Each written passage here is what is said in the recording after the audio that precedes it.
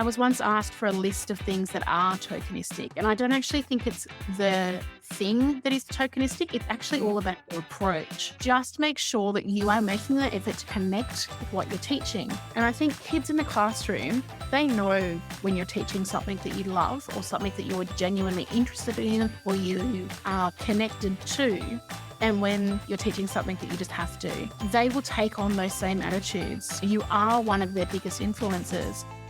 Welcome to Rainbow Skies for New Teachers, where we're all about bite-sized tips and simple strategies for bright and busy new teachers. If you're in your first few years of your career and want to make the rollercoaster ride of teaching more fun, streamlined and stress-free, you're in the right place. We're Ashley and Alicia, the dynamic duo from Rainbow Sky Creations, and we're excited to be your teacher mentors on the go. There are rainbows ahead, my friend. And together, we're unstoppable. Let's get into today's episode.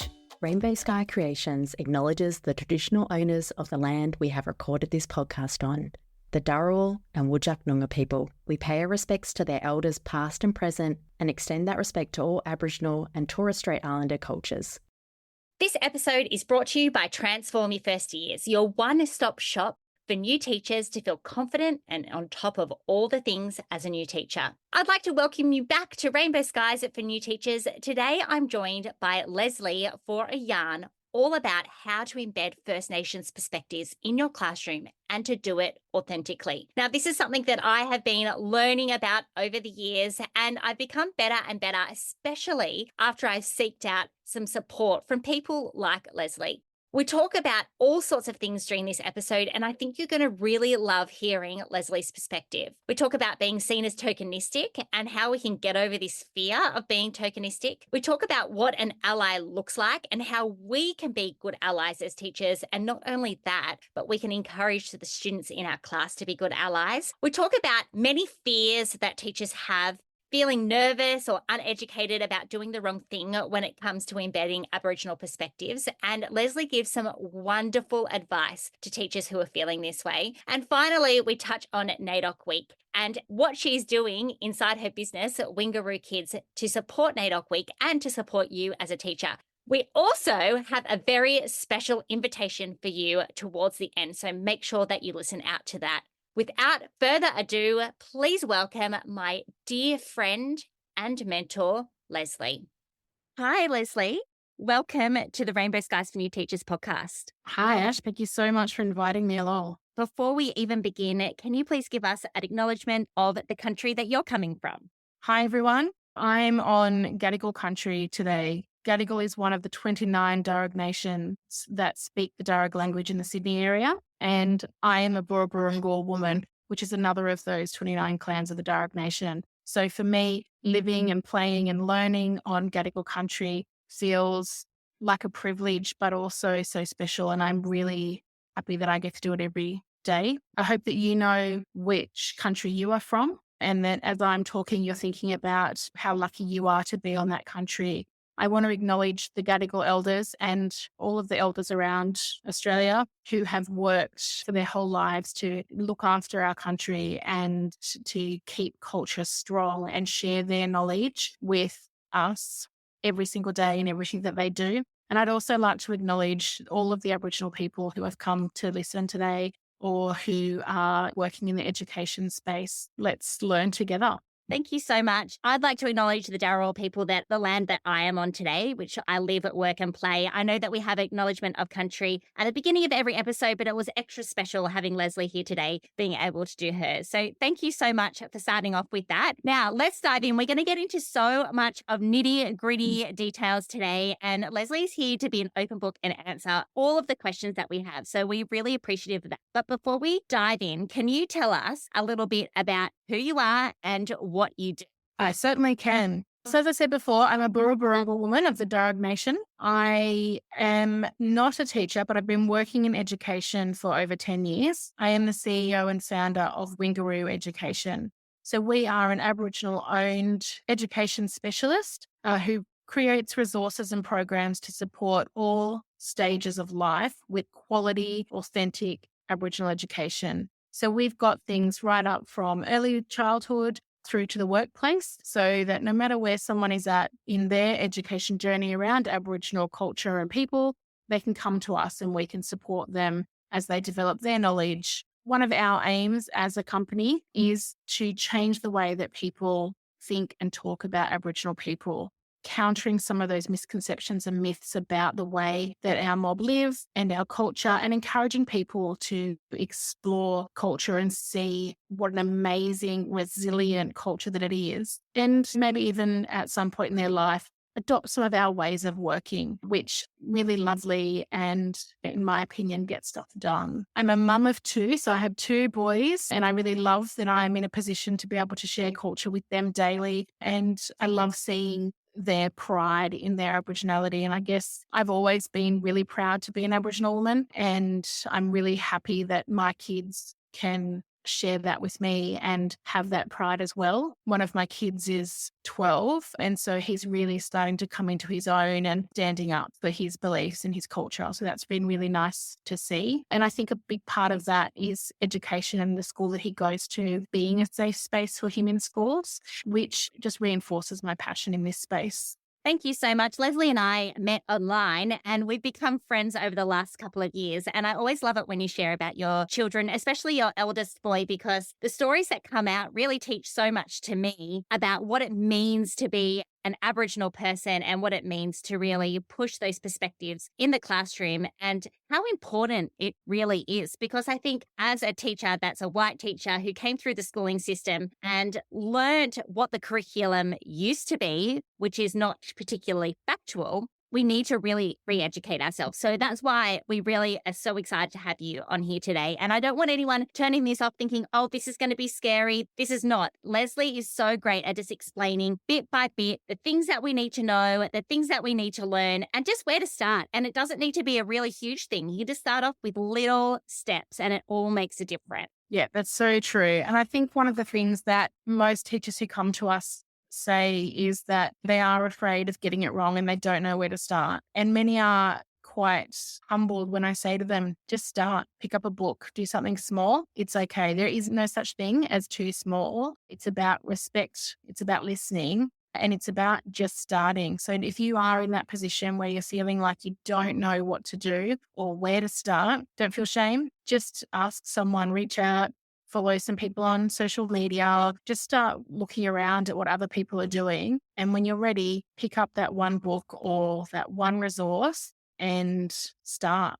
I think there's a lot of fear that has evolved over the years and built culture up to be a bit scary when it really isn't. Aboriginal communities are such warm and welcoming communities, and we are strong and we are resilient and we've fought to be where we are. But part of that is also acceptance. And I don't know anyone who has genuinely reached out to an Aboriginal community for support and not received it. It sometimes takes a bit of work to make those connections. But once you've put that work in and you've made those connections, you're set for life in terms of having access to the people and the stories and being able to support your students. So take that time and don't be afraid. Absolutely. And it's just a wealth of rich stories as well, which is amazing.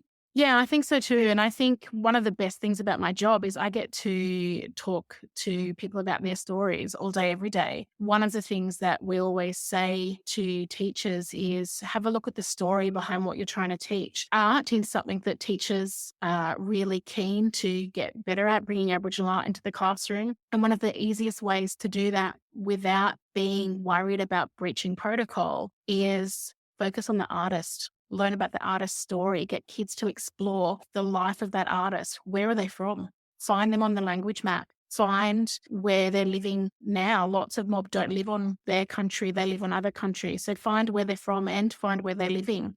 Have a look at their art. Most artists will release the story of their piece. When they release a piece of art, talk about that. Talk about how you can tell stories visually. And then from that perspective, you've learned a really interesting story, but you've also brought true Aboriginal perspective in rather than focusing on just one element of Aboriginal art. That is that was going to be my next question, because I know we've spoken about this before. We've spoken about it inside our membership, Transform Your First Years, and in other chats about Aboriginal art and how teachers are drawn to that, because especially as primary teachers, kids learn through doing and they love creative activities. But there has been a bit of a pullback in the last sort of couple of years about using the traditional forms of art and how to go about it. So focusing on the artist is a really great tip to move forward with that.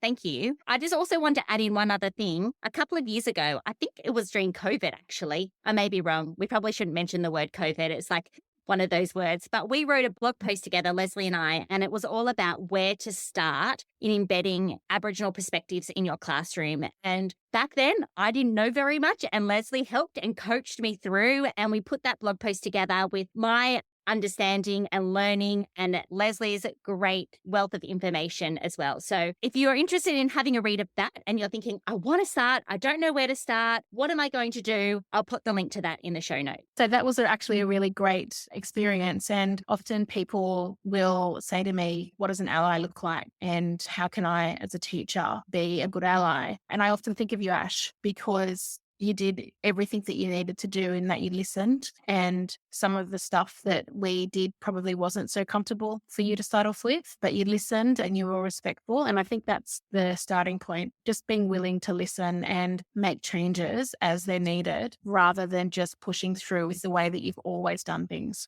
Yeah, for sure. So earlier this year, talking about this sort of idea of being an ally, you wrote this on Instagram. Being seen as tokenistic is a real fear for many teachers. No one likes a box ticker, and let's be honest, no one wants to be one. I can totally hear your voice in that, by the way, Lesley. How can we move away from this fear of being tokenistic in inverted commas? Because I think that is a massive fear for teachers, especially as this word gets bandied around on social media in particular. To be honest, I think if you're worried about being tokenistic, you probably aren't being tokenistic. So if you approach something in a genuine way and you are really genuinely wanting to bring content into your classroom, that in itself is a step away from being tokenistic. If you're bringing in an Aboriginal perspective because your principal has told you to, or you feel you have to, or the curriculum says at this point in time you should teach something, and you've reached for the same thing you've reached for the last 10 years, or you've not made any effort to actually understand what you're bringing into the classroom or connect with what you're bringing into the classroom, then maybe you have to start worrying. And there are teachers who do that, who are just like, I'm doing this because I have to. But if you're actually sitting there going, is this tokenistic? You probably are already on the right track. And I think to not be tokenistic, it's all about being genuine, doing what you can do and what you're confident to do, and developing that confidence. And as you develop confidence, you will feel less and less worried about being tokenistic. I was once asked for a list of things that are tokenistic, and I don't actually think it's the thing that is tokenistic. It's actually all about your approach. Just make sure that you are making the effort to connect with what you're teaching. And I think kids in the classroom, they know when you're teaching something that you love or something that you're genuinely interested in or you are connected to. And when you're teaching something that you just have to, they will take on those same attitudes. You are one of their biggest influences. So use that power for good and make that effort to just find that one thing in Aboriginal culture or Aboriginal perspective that you are passionate about and focus on that. If that's bush tucker, then go ahead and do bush tucker. If that is reading stories from Aboriginal people, do that. Just find that connection and embrace that, because that will grow and your kids will grow from that as well. The other thing I think is be open. It's okay not to know the answers. So one of the things that I think some teachers feel a bit not confident about is not knowing. But it's actually okay. In Aboriginal culture, we don't know everything. And the way that we get given knowledge, our knowledge grows as we grow. For instance, if I talk about dreaming stories that I've been given from my elders, the version I was given as a child is very different to the version that I know now. And that's because as I've aged and I've matured and I've stepped up into my different roles in the community, I get told different parts of the story because I now need different knowledge. We have men's knowledge and women's knowledge, but we also have knowledge that grows as we grow. And so I think Aboriginal people in general are a bit more okay about not having all the information, whereas teachers, we often expect you to know everything, right? think is really unfair, even though I do secretly believe that teacher librarians do know everything. I think they do too. They're very good. Honestly, they know everything.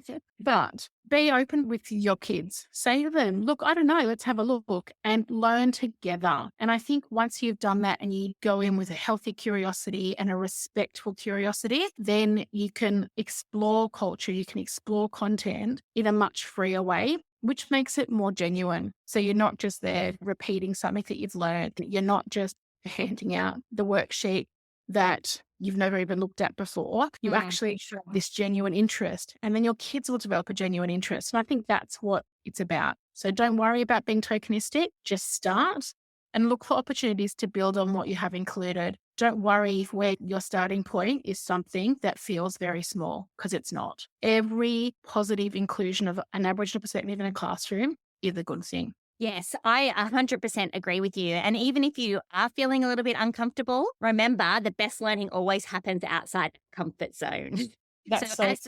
As teachers, we need to model that to our students, because imagine throughout the day as a little person in the classroom, you're learning all sorts of different things. And to be a good learner, you have to be uncomfortable. Our little ones probably are a little bit uncomfortable throughout the day. And this is just probably one small area for us to feel be insecure, perhaps feel not 100% confident, but modeling to our students, look, I'm not 100% comfortable with this, but we're going to do it together for sure. 100%. And I think one of the things that we talk about with Aboriginal perspectives is comfort. And people often be like, how do I get more comfortable? I think it's actually about getting comfortable with being uncomfortable in some ways. Whereas Australia's history is anything but comfortable. As an Aboriginal woman, it's not comfortable for me either. Listening to my elders talk about their past, that's not comfortable for them either. But it is what it is. And it's not going to become more comfortable until we all have that shared knowledge base and that shared understanding of Australian history and of those stories. And I think it's very easy to get caught up in not wanting to feel all of the feelings that come with acknowledging our past, but we have to do it, right? So it's okay to be a little bit uncomfortable in life. We all wear really uncomfortable shoes sometimes because they're pretty. So I guess that's a payoff in one way. Let's have a look at this in another way. Feel uncomfortable, but push through that level of discomfort, because at the end comes understanding and with that growth. And that's what we're looking for. Definitely. And that allyship, is that a word? Allyship? I believe so, yeah. Yeah. And that allyship as teachers in the classroom, but also that modeling to your students. We spoke a little bit about what a good ally would look like. But one of the worries that is that many students, many children in our classrooms come from families that are not allies. And that might be just from what they've learned along their years, perhaps the mistruths that they've been told. And this is where teachers can step in and actually make a difference. So where is a really good place for teachers to begin in creating allies, little allies in their classroom? So I think for me, I think a strong ally is someone who listens. So I think the most important thing for teachers to demonstrate to students is that they are committed to listening to true Aboriginal voice. And so there's lots of really easy ways to do that. So bringing in Aboriginal education resources that are derived from Aboriginal communities. So making sure that the resources you're picking up are actually Aboriginal led. So there are lots of Aboriginal education companies out there. Choose those resources. There's lots of non-Aboriginal people working in the space as well. Even if they employ Aboriginal people, that resource is not an Aboriginal-led resource. So you have to be a bit more cautious with those. And I think by doing that, kids will start to see that you are listening to those Aboriginal voices in a really big way. You're not just talking the talk, you're walking the walk. And by resources, that means everything from picking up those picture books by Aboriginal authors. There are so many amazing books out there. And if you're not sure where to find a good collection, go and check out Riley Kelly Resources. She has an amazing collection of books, and she has a book of the month at the moment with Jordan from, I can never say Jordan's thing. So maybe we can share that in the show notes. We sure will. Sorry, Jordan. It's learning to the, and then the tricky word. So I'll pop that in the show notes. And so go and have a look at that, because that's a really easy way to start with resources. And I think once kids start to see in your classroom that they're hearing Aboriginal story and Aboriginal voice, they will look for that in other parts of their life. The other thing that I think is really important is strong allies don't speak for us, right? They know we are capable of doing that for ourselves. And this is something that's really important to me. I really hate it when non-Aboriginal people talk for me, because no matter how well-intentioned you are, you don't know what I am thinking. But I'm also really capable of talking myself. And I think one of the reasons that I feel so strongly about is I was raised by my dad, like my mum and my dad, but my dad is a non-Aboriginal man. And never once in my life has he spoken for me as an Aboriginal person. And I've never seen him do that for my mum either. So I have lots of memories of people saying to him, oh, what do you think Trisha would think? Or what do you think the kids would think? And he always would say, it's not for me to say, you need to talk to them. You need to ask them that question. And so he always had this really nice respect around letting us talk about our culture. And even though he was a very big part of the Aboriginal communities at school, he was always front and centre at events like Koori Sports Days. And he was a member of the ASPA committee, which, for those people who aren't as old as me, is a parent, student and teacher committee for Aboriginal education that used to look after Aboriginal education in schools. So he was on that committee. I think he may have even been deputy chair at some point, but he worked as part of our community. And when it came time for it to be an Aboriginal voice, he would step back and be really respectful and let us have that. So I think that's one of the reasons that is so important to me now as an adult, that allies who really are there to support us know that line of when to use their own voice and when to make space for ours. And I guess that's a tricky thing as well. So don't speak for us, but we do need you to help us make space for our voice. One of the things that, as an Aboriginal person, stops our voice often is there's no opportunity. So even if I think about my journey as an Aboriginal business, I am treated differently in lots of circumstances to a non-Aboriginal business. So when I first started out, people would doubt that I could do a good job. People would look at our resources and make this kind of backhanded compliment of, oh, this is such good quality if you made it. Oh, but you said you're an Aboriginal business, implying that as an Aboriginal business, we couldn't provide quality. And I think the world is changing and people are starting to see that lots of great things are coming from Aboriginal communities, but that deficit perception is still there. So sometimes we need our allies to create those opportunities. And as a teacher, you can do that, again, by creating the opportunity for your students to hear Aboriginal voice. Bring in that book, bring in that article, bring in that video of an elder talking. Bring in that elder. If you've got connections to bring in an elder into your classrooms, do that, because that's like the best way to get Aboriginal voice into your classroom. But making sure that you're prioritizing bringing those things in. It's also about sharing what you know with your colleagues. So you will have colleagues who live in homes that may not have allies or ally approaches. So share your learnings there, share the resources you found, share the approaches you found, and create that space for us there. Even something as simple as sharing a post of an Aboriginal business on social media or Instagram can have a massive impact on creating space for that Aboriginal person to use their voice and share their voice, which then has that flow-on effect for students to learn from. So I think they're probably my top 3 things. Is that 3 or more things on being an ally in the classroom? I think if we're talking about becoming an ally to Aboriginal students, those things are also what I would say are key. So Aboriginal students need to see that their voice is valued. And the first way you can show as a child that their voice is valued is to listen to it. So ask their opinion, ask for their input, ask what they want to see in the classroom, give them opportunities. So if you're talking about something, let's just say with NAIDOC coming up, if you're talking about someone who's keeping the fire burning, you might share the story of someone who's keeping the fire burning. And then give that Aboriginal child an opportunity to share how their family keep the fire burning and keep culture strong. Give them an opportunity to share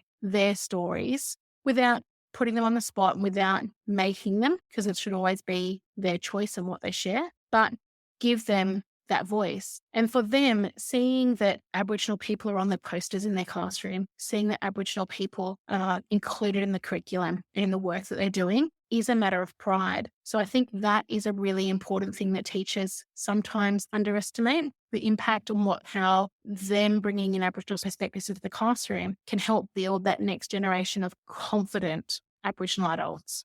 Yeah, that's why I love that book, Our Home, Our Heartbeat, because it really has those well-known Aboriginal people that the students can look up to and see all the wonderful things that they're doing and how they work together. Yeah. How they 100%. work together to create that book. I was going to say a bit earlier on when you were talking about becoming an ally in the classroom, seeking out the information about if you do have any Aboriginal or Torres Strait Islander children in your classroom, because they don't always look like they're Aboriginal or Torres Strait Islander. I'm looking at you right now, Lesley, and you would Yes, pass in the please. street and you wouldn't say, Lesley's a proud Aboriginal woman. And I know that might seem like really surface level, but we're talking about kids that are coming from families that think that the dark skin represents somebody who is First Nations. Yeah. Look, I think that's really important as well. And I think one of the things that I would love teachers to showcase in their classrooms is the diversity of mob. So Aboriginal people are all different. We have very different views. We have very different cultures. We have very different approaches in life, but we're all doing amazing things. So really showcasing the diversity, and that includes the way we look. So when my kids were little, I took them to NAIDOC in the city with their daycare. So we took all the kids in on a bus and we got off the bus and we had this really great day and we got to see a whole bunch of stuff. And then when we got back to the centre, you know, what they said, we were talking about it. And one of them said, but where are all the Aboriginal people? I said, oh, what do you mean? And the kid said to me, oh, but there were no Aboriginal people there. And I said, I was there and I'm an Aboriginal person. And he looked at me like I was gammon. And then I said, and my kid was there and he's Aboriginal. And he says, no, but where are the other Aboriginal people? And when we started to unpack it, and it turns out that they were expecting that all the Aboriginal people would be brown and painted up. And so then that was a great learning experience for me, because until that point, it had never occurred to me that a small child think that all Aboriginal people walked around painted up all the time. And if you've ever been painted up, it actually isn't a great feeling on your skin. So I'm really happy. I couldn't imagine. We then did a whole bunch of work with them in the next couple of months around that diversity and showcasing books with fair skin queries in it, and showcasing that being Aboriginal isn't about the way you look, it's about your connection and who you're connected to and how you're connected, and that you can still experience culture even if you do look as fair as I do or as fair as my youngest child. And one of the things, so my children look very different. So one is quite brown and one is quite fair. And so kids will question that sometimes and be like, oh, you're Aboriginal, but you're not. But we're brothers. Like, how can that be? Exploring that is really interesting with kids. And I think one of the things I would say to have a look at, if that is something that's coming up in your classroom, is Renee Fogarty's book, Fair Skinned Black Fella. So that's a really great book where an elder works with kids to understand that the color of your skin doesn't matter. We have this saying that we say, if you add milk to tea, it's still tea, no matter how much milk you add. That's one of the things that we'll often say to kids as well. If you put the milk into the tea, it's whiter, but does that mean it's not tea? And kids start to get it. I'm going to steal that one. I like that a lot because it makes it so clear, right? It makes it really clear. It could really be a milk heavy tea, and it's going to be much lighter in color, or you could have it straight with no milk at all. Yeah, but it's still tea and it's still good tea. Yeah, fabulous. We've touched a little bit on the fact that NAIDOC Week is coming up. We're actually recording this in National Reconciliation Week, actually. So it's a really good time to start chatting about this. And each year during NAIDOC Week, you guys at Wingaru put something really big and powerful together in order to support teachers do all of these things that we've just been talking about. You have a challenge team that gets together. Some are First Nations, Aboriginal people, some are not. I am one of those people that are on that challenge team. I'm just an ally. I will link some of those accounts in the show notes as well. And what we do is we put together some events and things that are happening all online in order to support teachers to really embed those NAIDOC themes into the classroom. So this year is looking a little bit different. Can you tell us, what are you doing at Wingaru to support teachers this year?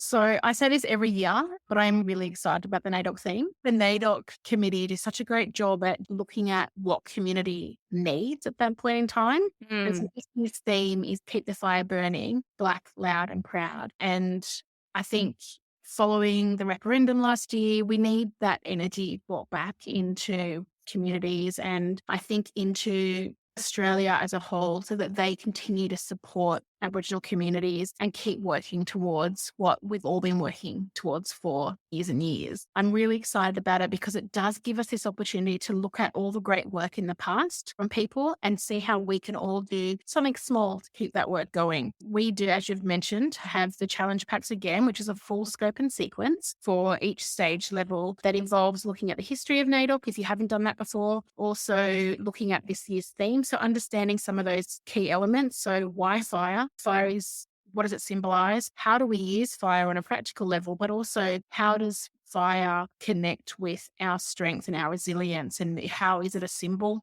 for that? Also looking at some of those other concepts. So Blak, for instance, you'll note in the theme, it's spelled B-L-A-K. So we've dropped the C, and that's us reclaiming what once was a word used to negatively describe us. So we are Black and we are loud and we are proud. And so sharing those stories of Black people who've been out there being loud and proud and sharing culture and sharing story and sharing encouragement for everyone to get involved and helping build that resilience. In our lesson plans, we explore that. We also have, if you're not familiar with our stuff, we have a little girl fictitious character called Nolene, and she every NAIDOC shares a story around her community and what her community are doing in terms of that theme. So this year, Nolene shares some stories about how the everyday things that her community are doing to keep the fire burning and to be loud and proud and the impact of that. So she talks about one of the kids at her school who is on the school council and how him getting up there and making sure the Aboriginal voice is heard in school makes her feel proud. And she talks about her auntie who's an artist and her uncle who runs a bush tucker garden, and sharing that stuff. And they are true examples of how our Aboriginal communities are every day learning together and working together to keep our culture strong. We also have a spotlight on a couple of really great activists. So Clinton Pryor, who is the man who did that amazing walk across Australia to raise awareness. It's a documentary on him called Spirit Walker. Also, I got to interview, this is probably my favourite bit of the whole thing. I got to spend a couple of hours having a yarn with Uncle Ken Canning. Uncle Ken is an elder who is a published poet and a long-term activist. He's had a political career. I met him as a student when I was at the University of Technology. He was the first ever Aboriginal graduate from the University of Technology. He's really open about his history and his experience with the justice system. So Aboriginal people are overrepresented in the justice system, and he has spent much of his life doing some advocacy work and helping young people who've had interactions with the justice system and live a productive life after that. And he talks about his own experience with the justice system. So we've got this amazing lesson, and we will have many more because he loves a yarn just as much as I do. So there's lots and lots of stories that he shares, but focusing on his activism. So he tells a story about his grandmother and how that inspired him, and really shows how just little things that will happen in our families keep that fire burning. So one of the things that has come out of the challenge is people are starting to feel more and more confident in bringing perspectives into the classroom. So as well as giving you the resources you need in the classroom, this year we're bringing to you a couple of webinars and yarns to help you develop confidence in this area. So the first of those is, I'm pretty excited. See how excited I am about NAIDOC? If you have not, like everyone will have heard of Carly Captain because she's so amazing. So educator and mum turned author who has this amazing book that is called Be That Teacher Who Makes a Difference by bringing Aboriginal education to all students. So in our NAIDOC pack this year, you get a copy of that book, but also a ticket to a webinar that we're hosting together around keeping the fire burning in your classroom. So I'm really excited about that. The challenge team are also getting together to host another webinar on some of the concepts, unpacking the theme and using some of those concepts that are a little tricky, like Blak. So lots of teachers are saying, I'm not really confident in using the word Blak, and how can we make sure that we're being respectful and explaining that term to our students. We've got a couple of the team coming together who are going to have a yarn about that and share some of our tips and advice on that stuff. This year, really focusing on developing teachers' ways of working as well as giving them the resources. Yeah, and that connection. I will be at that webinar, everyone. So please come along. And you know what? You can add that down as teacher identified PD too after that webinar. So come along. You're going to learn something. You're going to be able to connect with Lesley Lesley, Kylie, all the other teachers that are just like you that want to learn that little bit more, it's going to be great to be able to go back into your classroom and really put into place some really fantastic lessons around NAIDOC week. But it's going to be good professional development too. If you're not familiar with Wingaru, it is an online platform, and that is Lesley's business at Wingaru Kids. It's an online platform like Mathletics or Reading X, but for Aboriginal perspectives in the classroom. I've been lucky enough to use it with my own children since, we're going to say COVID again, since COVID, when they were home learning. We were so lucky. We had Wingaru Kids, and every week it was the thing that my kids looked forward to the most. And we still do follow Nolene's stories. And that is a really good place to start if you're not sure. It's a fantastic place because it has everything laid out for you. And I've told this to Lesley so many times, but I've learned as I've gone along with my own children. So it's been a fantastic resource, not only for them, but for me too. So a little plug to Wingaru. Lesley's going to be sitting here going, oh my gosh, I'm so embarrassed, but it's worth the plug. It is amazing. And you know what? I believe schools should all get a subscription to this. This is something that you could go to your principal or your leadership and say, hey, this is a really good way that we could implement some Aboriginal perspectives in the classroom that is not threatening for teachers, that is authentic for our students. So it's really a win all round. Yeah, and we have seen that schools who are subscribing to us do, over time, bring in more Aboriginal perspectives. Teachers are feeling more confident. Students are getting to see more diversity in Aboriginal content. And those schools who hadn't already started developing local connections in their local communities have been able to start those. So it's that great starting spot if you just aren't sure what to do. You don't have any connections in your local community. And if you do already have those greater relationships in your community, Wingaru Kids can enhance what those local people are bringing in. So giving you a broad view, but also showing the diversity. So one thing that happens with adults is they'll say, oh no, I know everything about Aboriginal community based on where they grew up. But if you grew up in Darwin, that's very different to growing up in Sydney and how that community operates. And I've seen lots of non-Aboriginal people correct things that they shouldn't be correcting because they're absolutely wrong. Culture is different no matter where you are. So Wingaru Kids is a great tool to help you showcase that diversity and explore something quite broadly. For instance, bush tucker again. There's some elements of bush tucker that apply no matter where you live. And then our lesson gives you the tools to drill down into your local perspective that way. And then hopefully you'll feel confident enough to reach out to someone in your local area who can come in and share firsthand that local knowledge.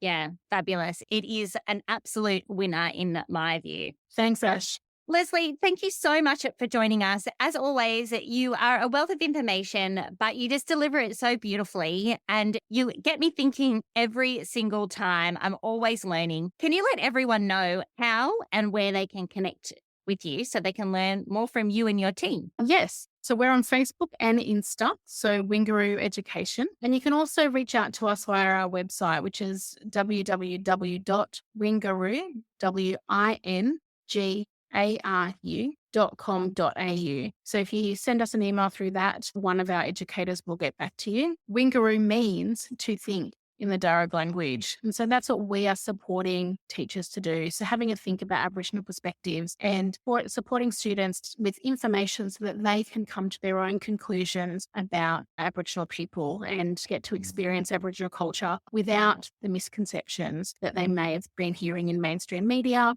or heard at home if their families aren't allies. Yeah, or that echo chamber that we have on social media these days as well. 100% right. I will make sure that I link all of that in the show notes. And also, this is your formal invitation to come and join our webinar with Kylie Captain. The link to that will also be in the show notes. That is something that you don't want to miss out on and you don't want to sleep on. Thank you so much. Thanks, Ash. That was a really big conversation, and I know so many teachers out there would have gotten so much out of Lesley's wealth of knowledge and the way that she shares her experience as an Aboriginal woman. I highly recommend that you come and join us at the Kylie Captain webinar. We will put the link in the show notes if you would like to do that. It's a really great way not only to connect with like-minded teachers, but also to learn and have a little professional development as a teacher as well. We are so grateful for Lesley and the work that she is doing and how we are able to support her and Wingaru kids. As we mentioned, we've got that blog post about what to do if you're not sure about embedding Aboriginal perspectives in your classroom. That link is in the show notes. And we have other blog posts that we have collaborated with Lesley on as well. So if you're looking for more, you can find that on our website, but of course, you can find it at Wingaru Kids as well. We can't wait to come back and chat with you next week. The podcast is one of our most favorite things, and we're so grateful that you tune in every single week. Until next week, there are rainbows ahead, and together we're unstoppable.